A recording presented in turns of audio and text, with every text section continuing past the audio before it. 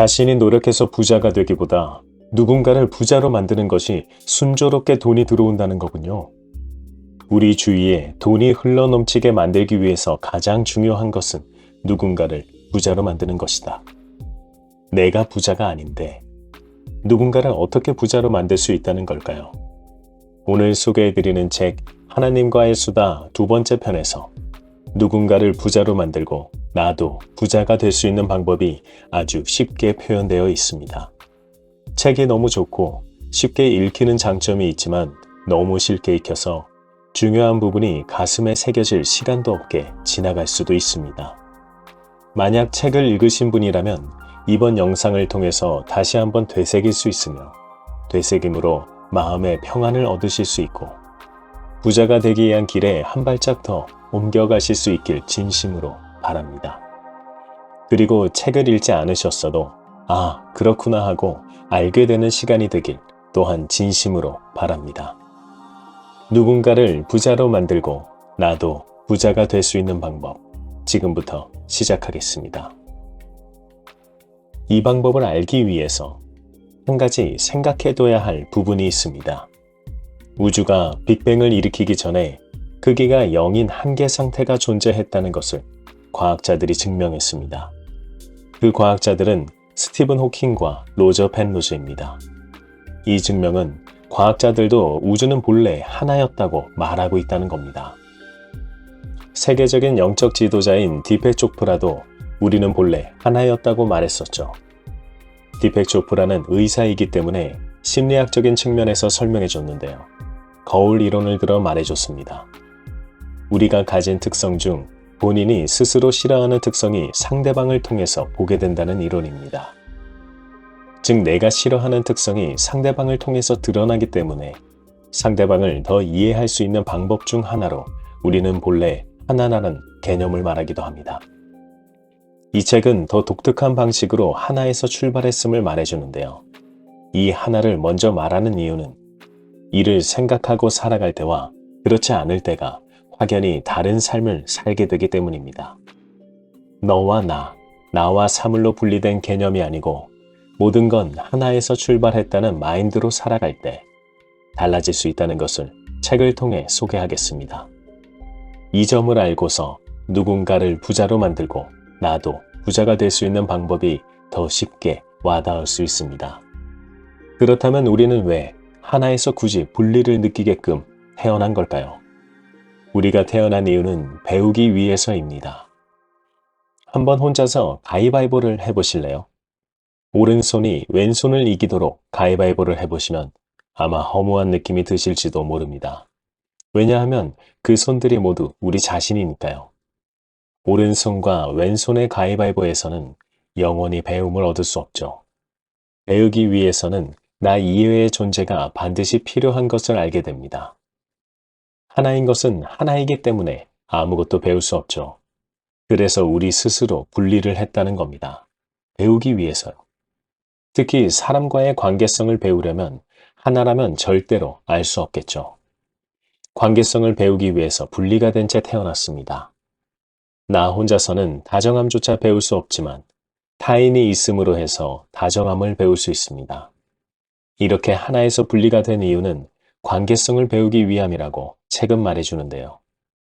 지금부터 매우 좋은 이야기들이 나오게 됩니다.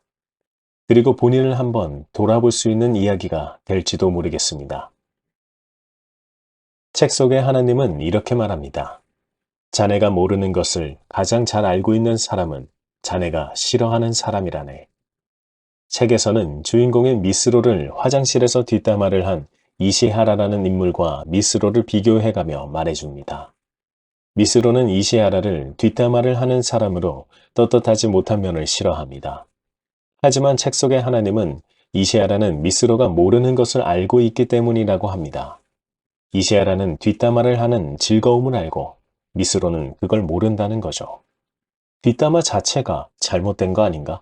하고 생각할 수 있지만 그 생각도 우리 스스로 멋대로 만들었을 뿐입니다.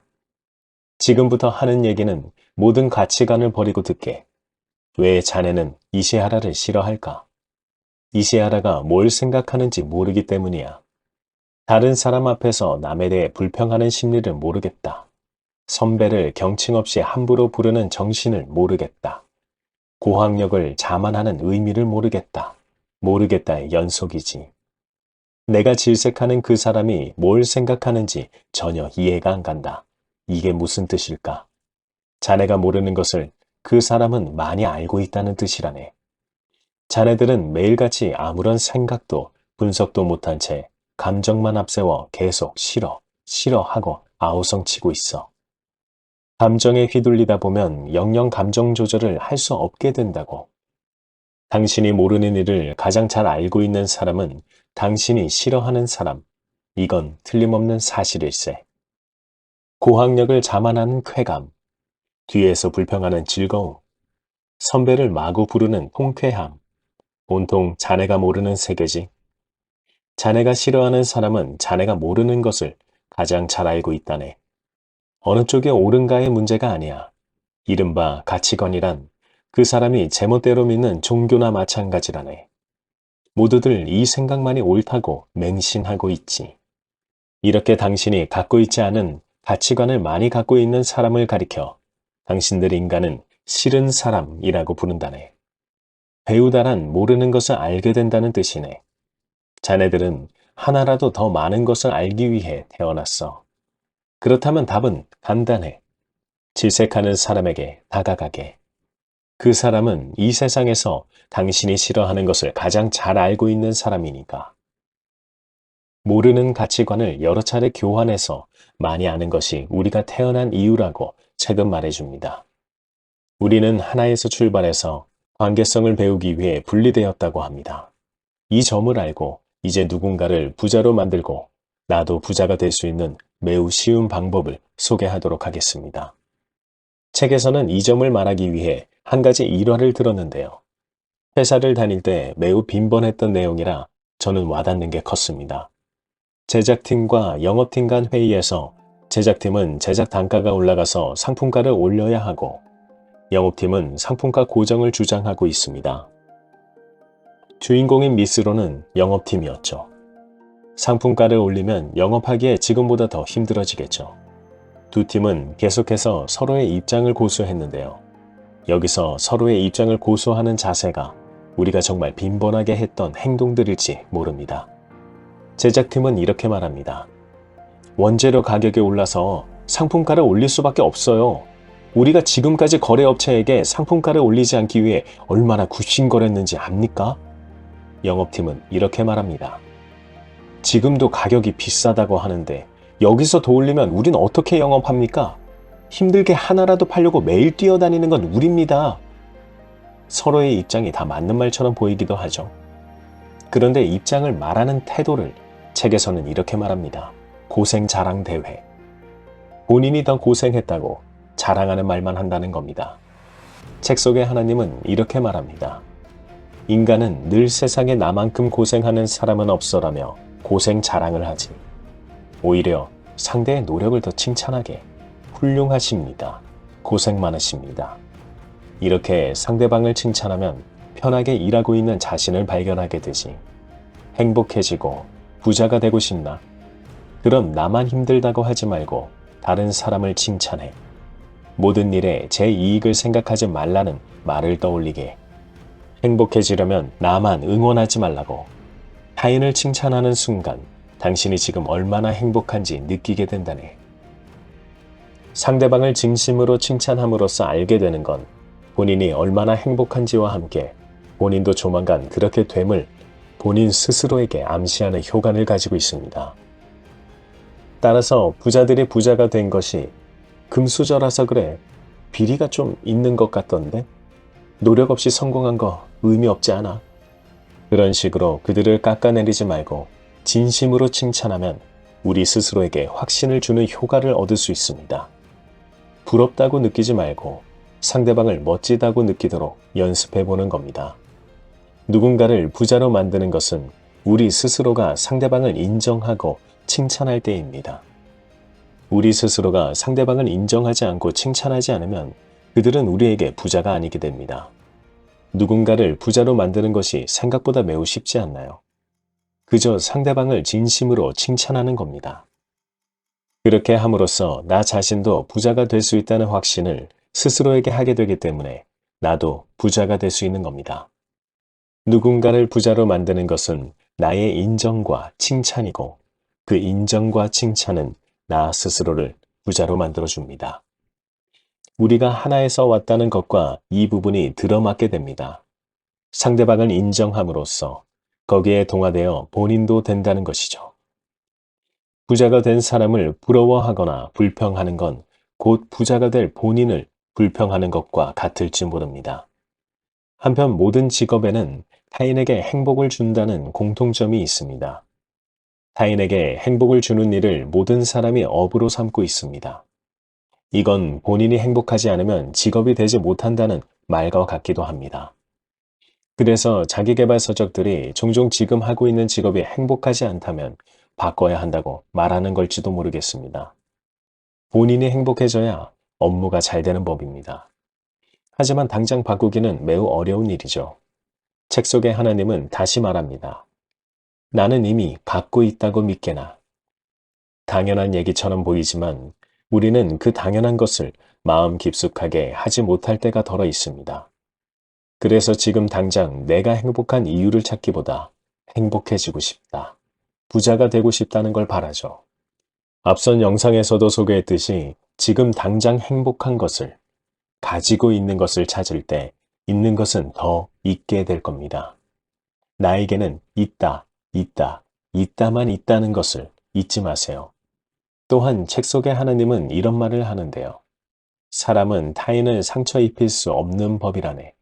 아니, 타인에 의해서 상처받아온 지난날의 증거가 나에게 무수히 많은데 상처 입힐 수 없다는 게 무슨 말일까요? 누군가가 해친들님에게 바보 멍청이라고 했다고 가정해보죠. 이 바보 멍청이들아, 화가 나십니까? 아니면 아무렇지 않으십니까? 책 속의 말을 먼저 인용해 볼게요. 타인이 자네에게 상처를 준 게 아니라 자네가 자네에게 상처를 주고 있어. 만약 화가 나셨다면 본인 스스로가 바보 멍청이라고 생각했기 때문이고, 아무렇지 않으셨다면 본인 스스로 그렇게 생각하지 않기 때문이라고 책은 말합니다. 누군가가 나에게 어떤 말을 했다고 해도 본인이 그렇게 생각하지 않으면 그 어떤 상처도 받지 않습니다. 스스로에 대해 쓸모없는 인간이라고 생각하고 있어서 상처를 받게 된다고 책은 말해줍니다. 본인이 그런 생각을 하니까 상처를 본인이 만듭니다. 우리가 하나라는 관점에서 보면 타인의 입에서 나온 말은 모두 본인이 생각하는 의견이라고 볼 수 있습니다. 거울 이론과 마찬가지죠. 내가 생각한 것을 상대방이 말해주는 것과 같기 때문입니다. 책 속에 하나님이 한 말을 더 소개해 보겠습니다. 처음부터 이 세상에 타인 따위 존재하지 않는다네. 당신밖에 없어. 당신은 누구일까? 바로 거기 당신 말이야. 지금 이 현실을 관측하고 있는 당신. 방금 네? 저요? 라고 생각하며 이 책을 읽고 있는 당신 말일세. 당신밖에 없다는 말일세. 관측자는 한 명뿐이니 당연한 얘기지. 그런 당신이 관측하는 현실에 등장하는 모든 인물은 당신의 의견을 얘기하고 있어. 사람들의 입을 제각기 움직여서 당신이 자신의 의견을 말하고 있어.